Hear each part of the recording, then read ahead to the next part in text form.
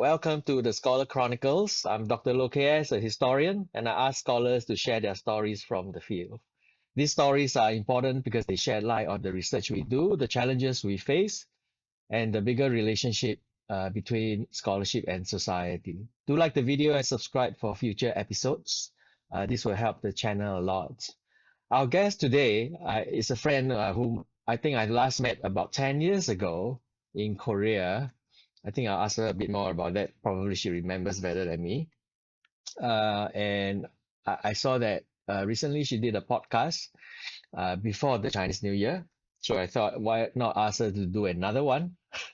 And guess what? I think most people in that position would disagree, right?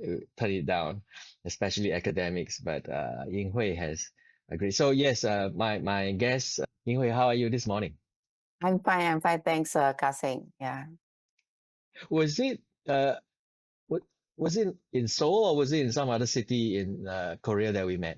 I You think in remember? Busan. It's a BFSU Busan, right? Yeah. Okay. conference. Yeah. And you were there to present what paper? You remember Oh, that? I actually can't remember. Maybe I think something about, I think I presented about Malaysia or Southeast Asia, something like that. Yeah. Can't really recall that actually. Actually, you have your electoral reform movement in Yeah. Malaysia. Does it sound like the one? Yeah, I think so. 2014. Yes, I Right. think, Yeah. yeah, that's I the found it Bersih on your movement. very long CV. Oh, Yeah. okay, So okay. that was actually slightly more than 10 years ago. Yeah. Long time. So kind of tell us a bit about yourself and what you do. Sure. Thanks. So basically now I'm attached with the Department of International and Strategic Studies. So when we met back in Busan, I was already attached with the same department as well in back then in 2014. So the faculty that I'm attached with is the Faculty of Arts and Social Science here in Kuala Lumpur University, Malaya. Basically, my research areas cover broadly, of course, is IR and political science. As you can see that you just checked that I presented on electoral reform movements in Malaysia. That was my PhD thesis. Actually, yeah. So I research about the protests and mass movements in Malaysia. So that's the kind of the political science part of me, but I try to merge the two areas, two fields that I think is very interesting when we combine the IR and political science together.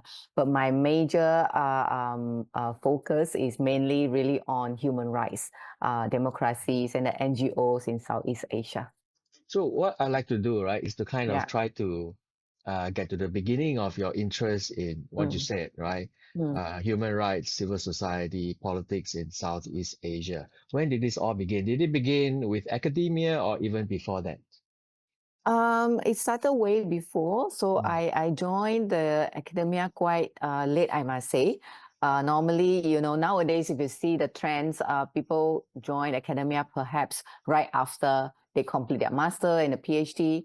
But I spent a few years in the corporate sector and later on in the Human Rights Commission of Malaysia, SUHAKAM. I think that is basically the turning point where I find my interest in research. And also related to human rights. So back then, I was doing my master as well when I was working with SUHAKAM. That's where the interest of the human rights arise, and I carried on until I joined the universities. So in my department, I teach human rights and international politics. I also introduced the course on social movements and democratization after I completed my PhD. So that is a course that basically I drafted based upon my interest when it comes to protest movement. I mean, you are quite modest that you joined late, but you have achieved a lot. So when did you join? You joined around 2010, maybe? Yes. That's like Okay. about 15 years ago, less than that. Yeah, 14 years. Yeah. Yeah. So you're trying to make up for lost time and therefore cramming a lot of publications and talks. Right? Yeah. Anyone who goes to her CV on the university website is a huge list. of things. Almost think you're like a scientist, you know? Oh.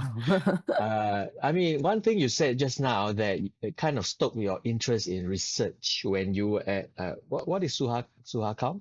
Human Rights Commission of Malaysia. Is that right? SUHAKAM, is it? Yes, Suha. yes. Okay. SUHAKAM. So that's SUHAKAM. the abbreviation. So it is a national Uh, human rights institution in Malaysia. Yeah. uh, Tell us how did that stoke your interest in research? Was research a big part of that job? Yes, because I was attached with the International Affairs corporate division. So basically, that exposed me to the regional diplomacy and international diplomacy. So part of my job at that time was also preparing statements. And what's very interesting was that at that time when I was with SUHAKAM, there was a time where the ASEAN Charter was being established. And then later on, I was very fortunate to gain a little bit of exposures in terms of pushing for the ASEAN Human Rights Commission. That's where today we have ASEAN Intergovernmental Human Rights Commission, ICHA. So during my short years in SUHAKAM, that was part of what I did, and that also fits in very well with my background on international relations and political science as well. So that's where a lot of research has to be done in terms of understanding the human rights diplomacy at the ASEAN level and the UN level as well. Yeah.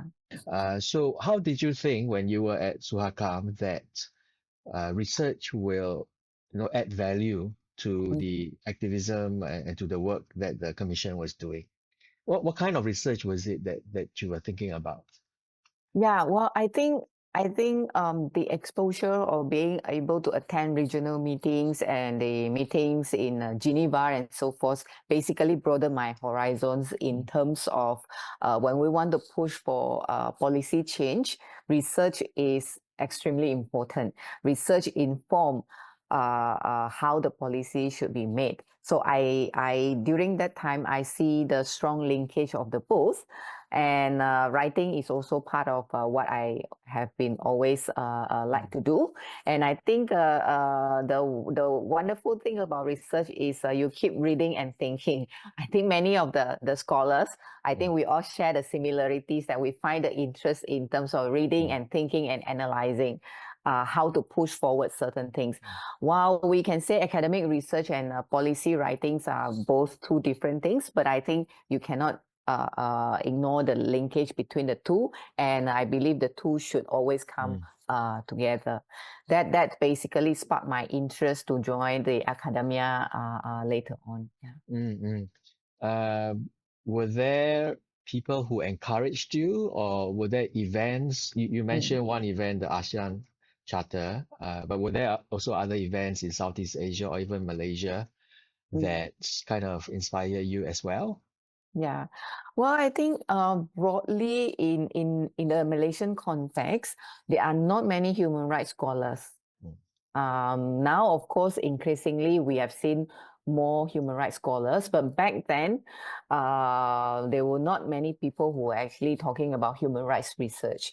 And I always believe that when it comes to human rights advocacy, the role is really not just about the states or the NGOs, but the academics actually play a very important role in bridging the gaps as well, especially with the evidence-based research that can actually really produce the multi-stakeholders approach when it comes to human rights issues in a country or regional or international. Yeah. And that is kind of interesting, right? Like, so you were seeing it from the commission or the activism Mm. perspective that they Yeah. need the Mm. academic input. Mm. Um, and I think Malaysia is kind of good in that sense because there is Mm. a lot of synergy between the two sectors, right?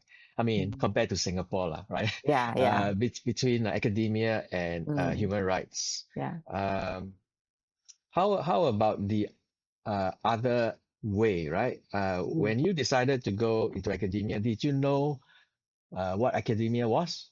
Yeah. Well, to be frank, I must admit that I was very naive on thinking that the university would be a place that actually I write freely and I can express my opinion freely. Because one of the hindrance that I had when attached with the organizations, either in the be it in the corporate sectors or in SUHAKAM, is that we can't say or we can't use our own name in stating our standpoint. We always have to put a clause, right? Okay. So there is a restrictions in terms of, let's say, if I feel very strongly about human rights issues, but being with an organization, I do not have that freedom in terms of expressing my view. So I have to go with the organizational view. That kind of something that I kept thinking that I Yeah. have a different view. So I think joining university and being a researcher, I thought at that time will give me that privilege in terms of, Yes.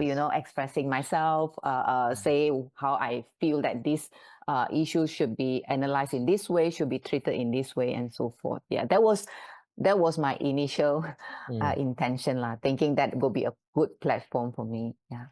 Yeah, I think most of us are naive about academia when we start, right? Yeah. But we'll come back to that later on about the reality. Okay. Yeah. So Sure. tell us about your PhD. It was not on Malaysia, actually, right? My PhD is on Malaysia. I wrote about Okay. electoral reform movement in Malaysia, Okay. Bersih, Okay. as I My mentioned. mistake. Yeah. And Bersih started in 2006. 2006, Uh, 2007. right. And Yeah. subsequently, there were two Yeah. others, right? If I'm not wrong. Yeah, the Uh, original idea was really around 2005, 2006. mm. And then by the then opposition political parties and the civil societies. And while Bersih is still here in Malaysia until today. Yeah. Tell us about some of the research that you did, like the field work. Mm. I mean, I guess your background helped you to come to terms and to Yeah. find the stakeholders and the interviewees Yeah. for the project. Yes, correct. Well, I must say, people always say that the PhD is something that puts you in the situation that you will come across the words like suffering, struggle, and things. But I must say that Mm, I enjoy my mm, mm, PhD journey, and I think picking what you are passionate about and knowing that you can do is very important in this. I think nowadays we see sometimes there are PhD candidates who I think overly ambitious in achieving something. mm, True. I think that there is a practicality when we are doing a project and the feasibility concern at that point of time. That was what I have in mind. As rightly pointed out by you, that because of the networks that I have, it has actually facilitated the process to go on in a smoother way. So of course, I attended the rallies and I had the opportunity to talk with the NGOs and the politicians that are involved in Bersih. So that was my data collection methods at that time. But I must say that the opportunity of being able to be involved in different dialogues with the civil society organizations at that time really helped in terms of understanding more about the dynamics of Bersih at that time. But you can also say that this is always the dilemma of the researcher as well, by our positionalities and so forth. Yeah. I mean, you're right there. And the other thing also is that a lot of PhDs today also tend to do what's fashionable, what is safe, Yeah. correct? And so they go into certain disciplines that are kind of leading cutting edge today or Mm. considered cutting edge today, but may not be Yeah. their passion. And Yeah. therefore, they do not, I think, fulfill their full potential, right? Mm, Correct. I think understanding what you want to do and be practical about it, but mm, is very important. But of course, I do understand the practicality in some students thinking that they should do something that maybe promise more future. That I also understand, but I think there are many factors. I think there can be personal factors, family background factors, but the bottom line is that I think the research and the PhD journey shouldn't be a journey that you suffer within the process. It should be something that you embrace it and really enjoy the process of failing. I mean, failing to get to secure respondent and so forth. That is very important. But if you get demotivated very easily like that and give up, I think research is not something that you should get into. And I'm sure that you understand that the research is a long journey and you keep on learning about it within the process. Yeah. What were some of the challenges in your PhD, as you said, like that really tested your resolve? Mm. Mm. Well, I think is the political dimension of it, because when I was doing on Bersih, Malaysia was still in a situation that we have not changed the government and the political repression was still there. And there's a restricted space in that. Yes, I did get a bit of comments in terms of, is it safe for you to conduct such a research on Bersih, whereby it is already labeled as anti-government protest at that time by the governments, or even wearing yellow can become very sensitive for whoever that want to talk about Bersih or associated with Bersih. But I think that is where the researcher has a different role in terms of this, because the layman, they always associate the researchers with, if you're producing your evidence in a way that you might be inclined to certain political ideology. Yes, we do have our own political ideology, but research is something that we do using the evidence. And I think that will be something that we can, of course, debate about. Yeah, there are many side of different scholars agreeing to certain things. Some scholars think that we should be very objective in all the political issues, but I do not think that is even possible. But there always be certain form of or some kind of political ideology that a scholar have. And I also within that well, I was doing the Bersih research with a lot of political repercussions and the risk as well. And I think what's very important is also to make people understand that researchers are also public intellectual. So I think that role is really important, rather than seeing researcher is basically you can only. I know there are debates about it where I still find myself in debating of this. Some people say if you are trained in this area, you are only allowed to speak about this area. You cannot speak beyond that. But there's also another dimensions of the scholars can be a public intellectual, because when I joined the universities, what I have in mind is really that the lecturers' role, educators, really is about contribution to society, and it should not be constrained within that. If you can't be a public intellectual, I feel is, well, if we go back to the histories, we know scholars and teachers play such a huge role in driving the directions of the countries. And I think it is really time, especially in the Southeast Asian context, to revive that, the importance of the scholars in driving the policies. Yeah. Well said, well said. Where was your PhD?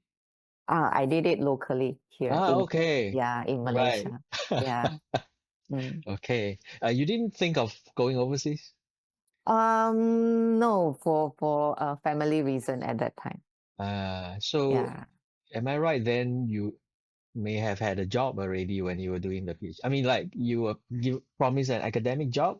Yes, Is that right? yeah. I Ah, joined the university as a tutor with a master okay. degree, and the promise is that I must go and further my study for a PhD and then return Mm. to be a lecturer.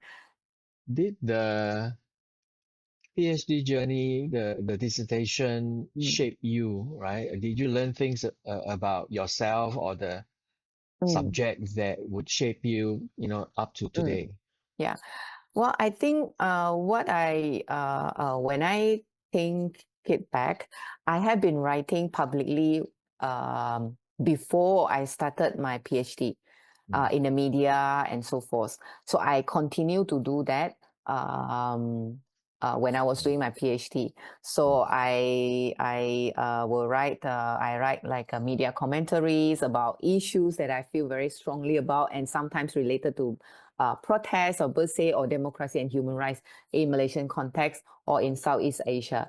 So while I was doing my 3 years PhD, I was already continue doing that. But of course, initially my approach was not very academia, because I was trained outside, not within that kind of systems as a researcher.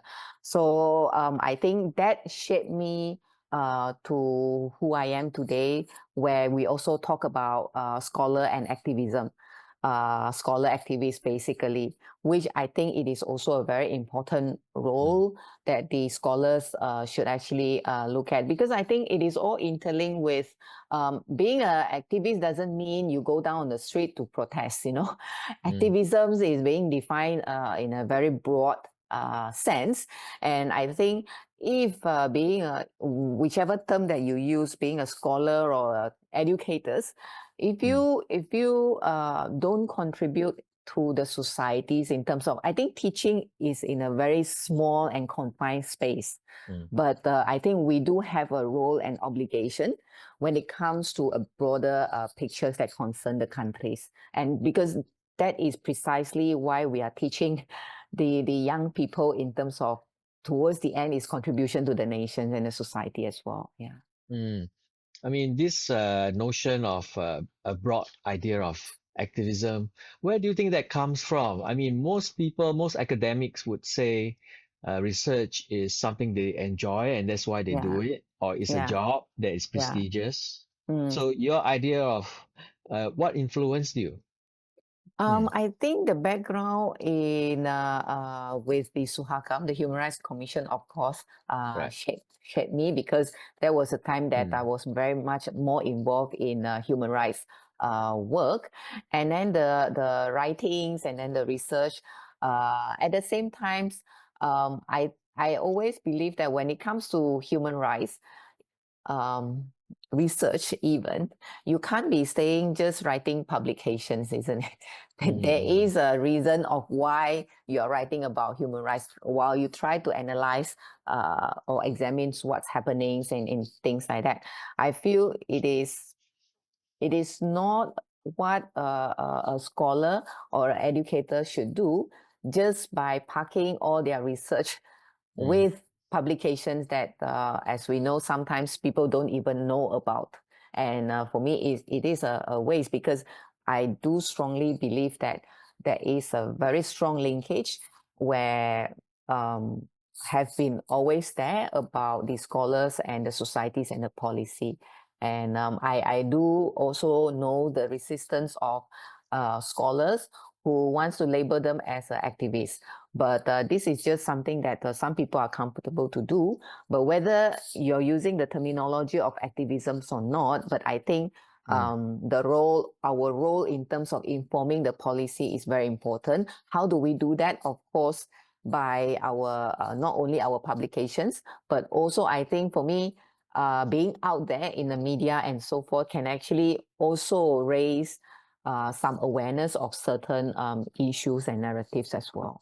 So let's go back now to what you said earlier, that you were naive about Yeah, academic freedom, right? As you yeah. said. So once you finished the PhD and you started as a faculty, right, in your department, Mm. did you find it was quite different from what you had imagined? Yes, of course, I learned about all these WOS scopus a lot later. When I was doing my PhD at that time, I completed in 2014. I think the world, at least, is not that much crazy about all these jargons. But now we are in this situation. So, but yet, I must say, I still embrace the restricted freedom, should I call it like that, in a way that are being given to me. But I think it is also can be quite individual, because some scholars or educators can push the boundaries, but some, there might be many concerns that they have. So I think it is still an individual choice. But the bottom line is that I think the educators should understand that they really have an obligation to the society Mm, and not just serving the university alone and teaching and go back home. I think yeah, what makes us different is that we have a big role to fill in the gaps that we have in our yeah, country. Yeah. yeah. How is it that some individuals are able to push the boundaries? What do you mean by that? Well, Mm, I think my backgrounds basically exposed me to I understand the risks that can come together mhm, with the mhm, research, and I am more ready for that. But I can also understand there are some who are not ready for it. So I think that is where the unions, perhaps the solidarities among the educators are very important, mm, rather than uh, um, for me for me, I think in the community like us, the academia communities, we should understand that there are scholars who are unable to push the boundaries, but there are some who can. So mm, we should actually help each other when it mm, comes to there are issues, contentious issues, rather than pointing fingers about why can't you do this mm, and that. mm, So I mm, think that is where the solidarities really kicks in. And this is something that, of course, I learned from since my research is also about protest movement. It is always about the connectivities of the humans that mm, we need to help each other and the solidarity when there is a issues that we want to push about. Yeah. That's a very interesting point, right? Because Mm. I think some scholar activists would even probably divide the Mm. group further, right? Because then Yeah. they begin to judge or things like that. So I Yes. think Yes. your point about unity and solidarity is actually a very good one to support, Mm. right? Yeah. Yeah. To Mm, support, because mm, I think for me, the thing is that when you criticize another scholars of mm, not being able to speak freely and things, but for me, there's always a need to understand maybe there's a reason, mm, and maybe there is a way of channeling these ideas in a different platform, mm, because we have to understand not everybody is comfortable to be out there. Some mm, they are comfortable within their small little comfort zone, but they might be they are values in terms of their research, especially now I'm talking about the human rights research. Yeah. And some yeah. scholars, if we look at the scholars in Myanmar and so forth, they are exposed to a lot of risk, and Mm, we wouldn't expect these scholars to be out there, and they shouldn't be actually. So those kind of support coming from other scholars should then be given to them in terms of protecting our small little communities lah, basically. mm, Yeah. mm.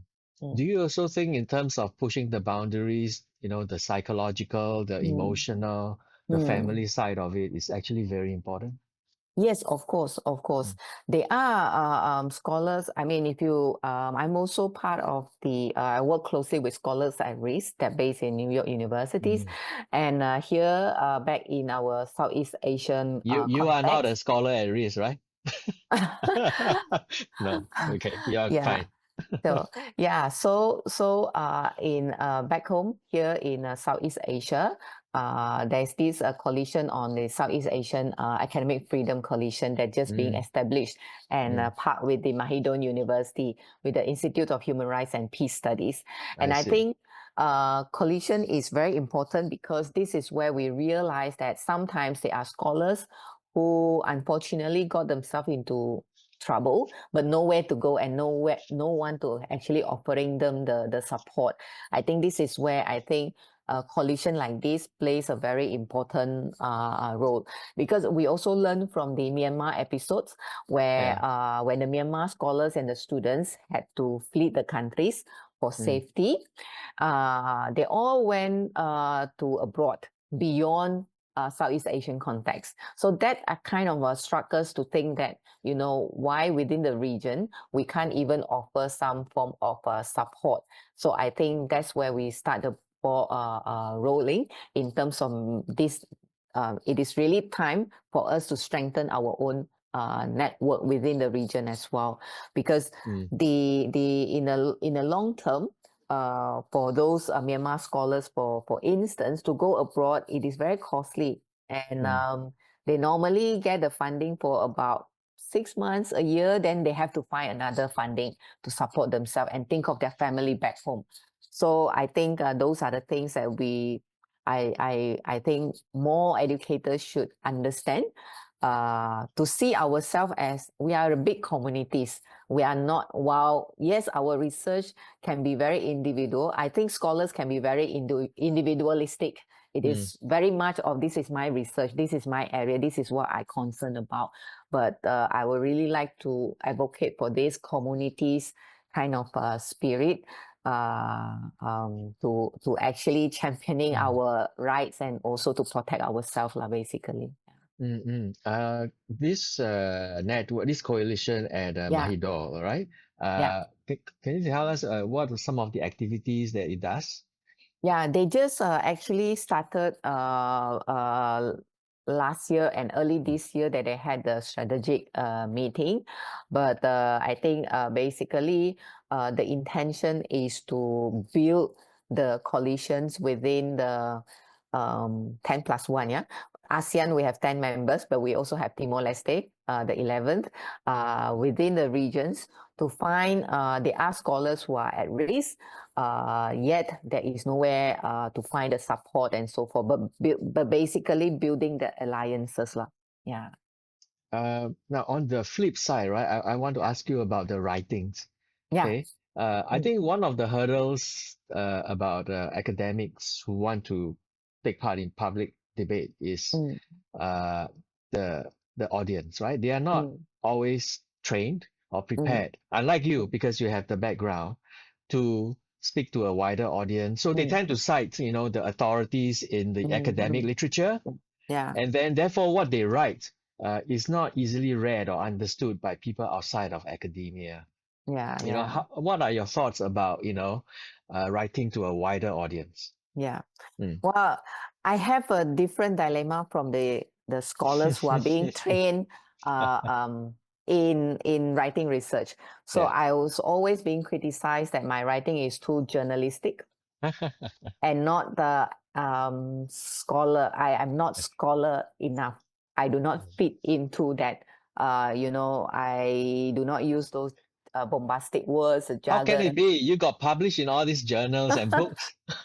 Yeah, but still there was some initial criticisms that I Right, always right. got in terms of Okay. my writing. But I am glad that nowadays, if you look at the journals, there are journals that have already reformed themselves that Mm, allow the scholars to write very freely and not restricted to just the very boring types of academic writings. mm, Yeah. So for example, like Journal of Asian Studies and things. So they allow us to write very freely at the same times combining the academic research writing. So I think mm, there is a shift which we should continue to advocate as well.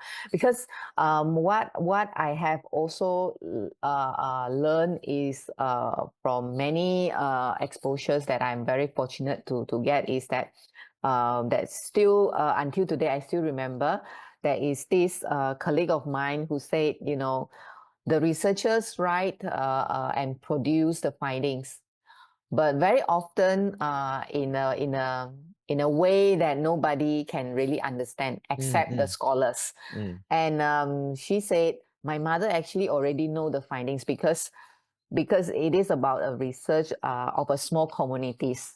Yeah. So very often, sometimes when I read about a scholarly publication, the finding is really something that is very simple, yeah. but Mm, just that we are putting it in a huge, big words that seems very sophisticated. So this is something that always struck me, which I'm still in the dilemmas of thinking, when we write, we tend to exaggerate all the terminologies that we know. So this mm, is also something that I think, but some scholars think, okay, we shouldn't just freely write in media commentaries as if it is not scholarly enough. You're only expressing yourself, but you are still producing your findings, but in a different way. mm, But to speak publicly, you can actually educate the societies as well. Yeah. So for me, that is also as an educator's role. It is the same with teaching in a class because I do not think we should only mm, teach in a class. As simple as that. Yeah. So in that vein, right? Do you Yeah. think then the theory part, right, of Yeah. social sciences Yeah. is a bit exaggerated, even unnecessary sometimes? Well, to be frank, sometimes, yes, of course, but I Yeah. still feel the theories is very important in Mm, terms of for us to actually have the framework in examining and analyzing certain things. I know academic writing and public writings are two different skills.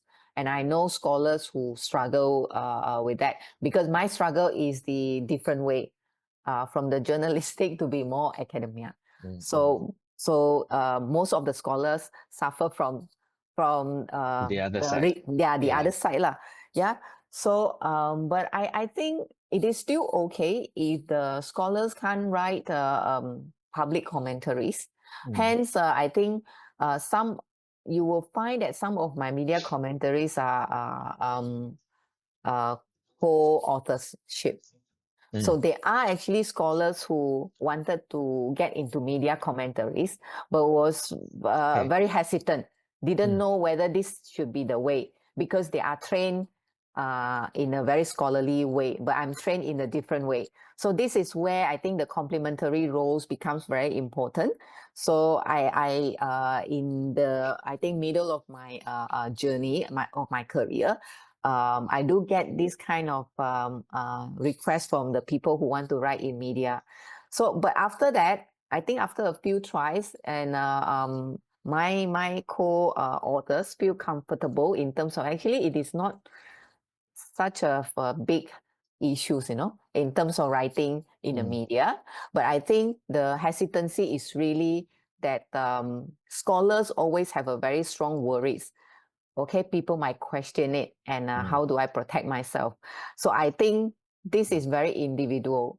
I think I would say I'm on the lucky side that mm. I speak whatever that I want without thinking Yeah. much of the consequences. But there are people who think about consequences before they write, Mm. hence putting a hurdle into what they want to say and things. But yeah, but I still think it is a learning journey lah for whichever side that you come from. Yeah.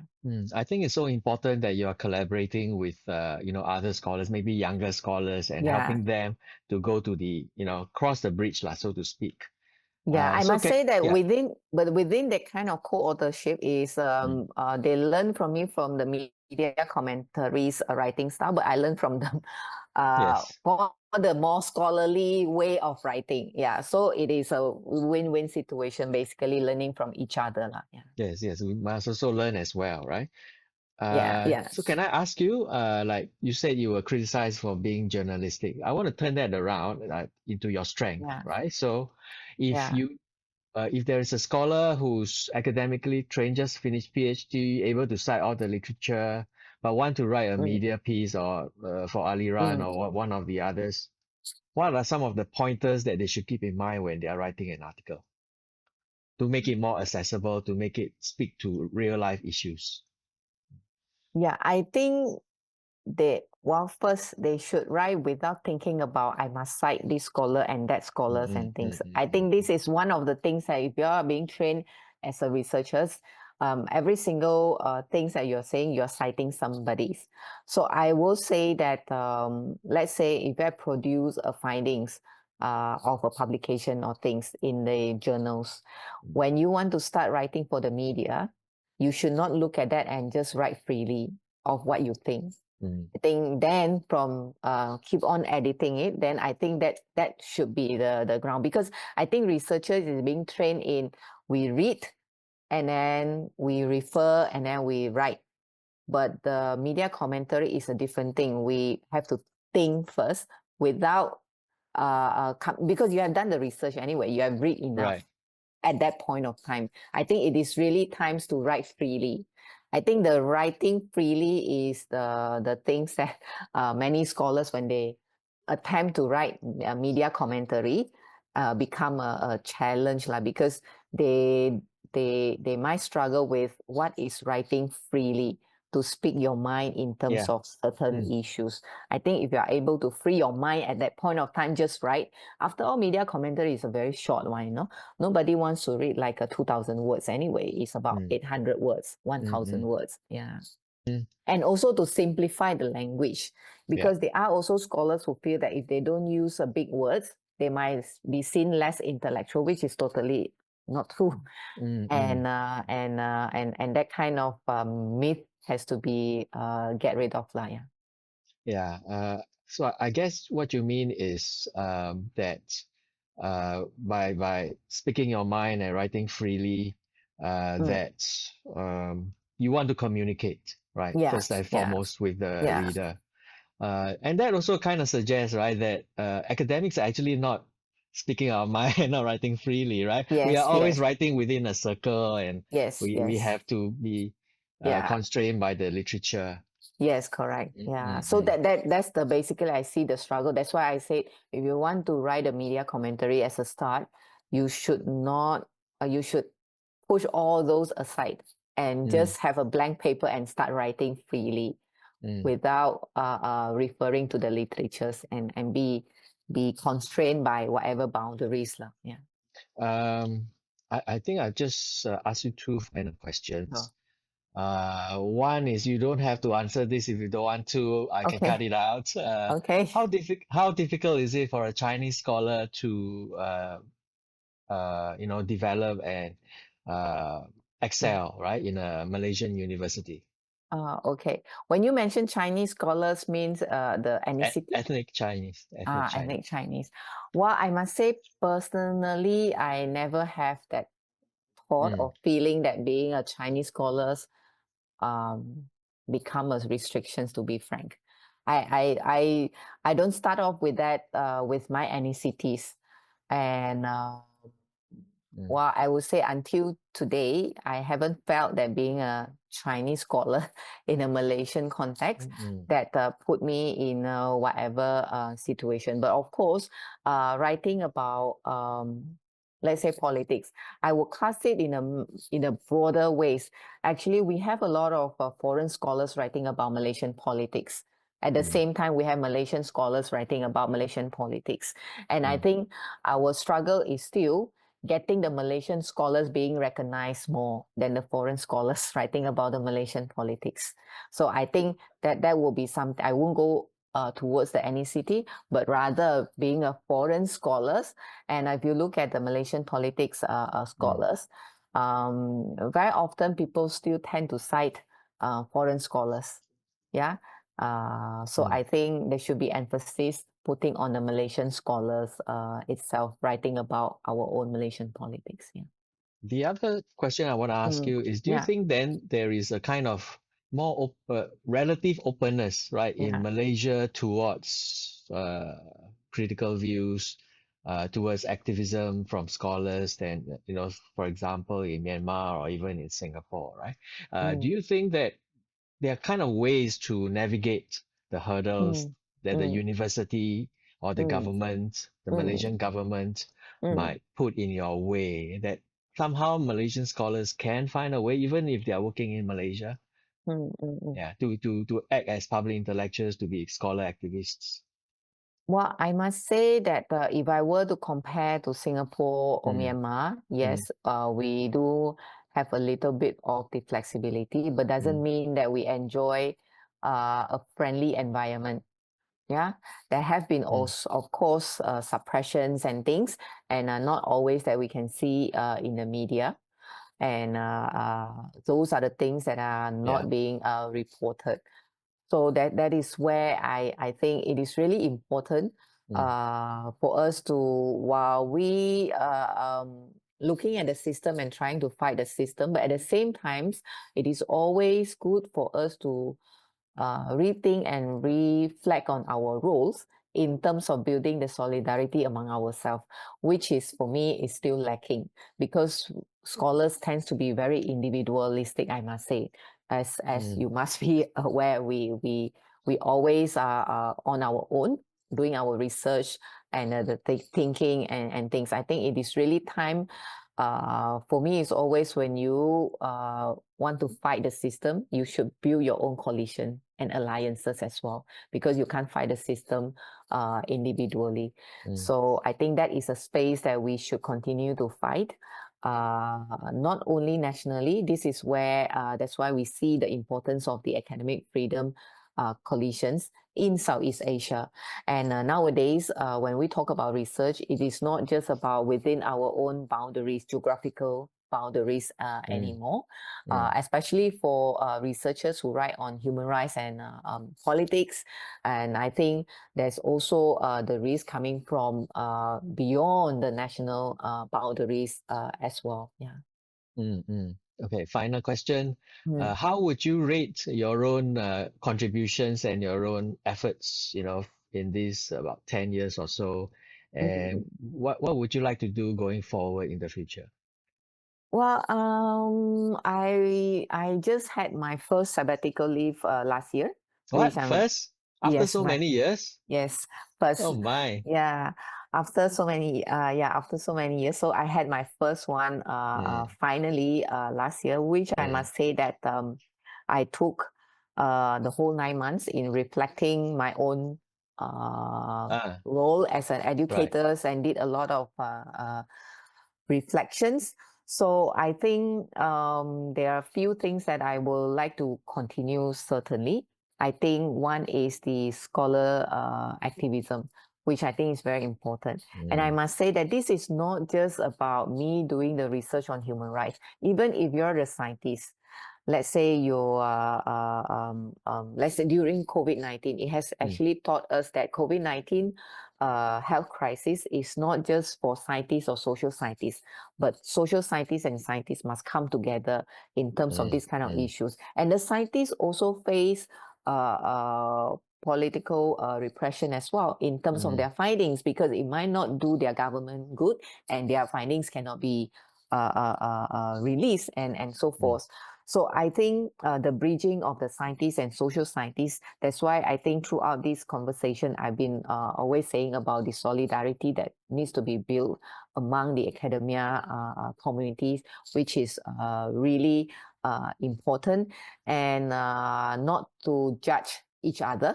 While sometimes, very often, I think scholars are very opinionated. We always don't agree with something and want to say this is how it should be.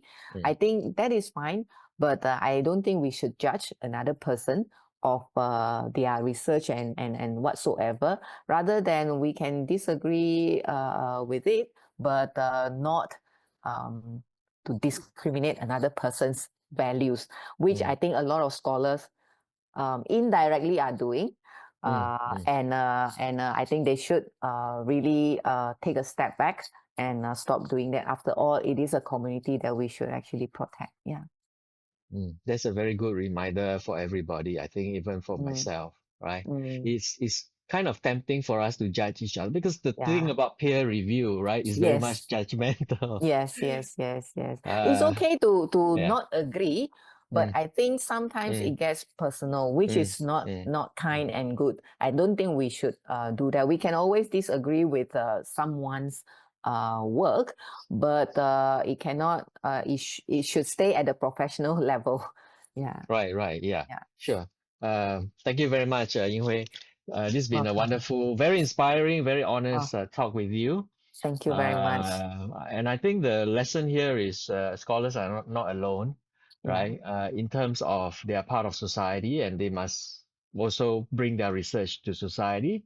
But mm, also scholars do not have to work individually, that yeah. they must work as a network, as a group. Mm, And I wish you all the best, really, thank you. Thank to continue your efforts and to continue to be journalistic in you. your writings. I hope Thank to meet you. you sometime, and next time I'm in KL, I'll Yeah. definitely look you up. All right? Yes, please do so. Yeah, we should meet up one day soon. Thank you Yes, very much, yes, yes. Kasing. Have a good No day then. problem, no problem. Thank Thank you. you. Bye bye. Bye.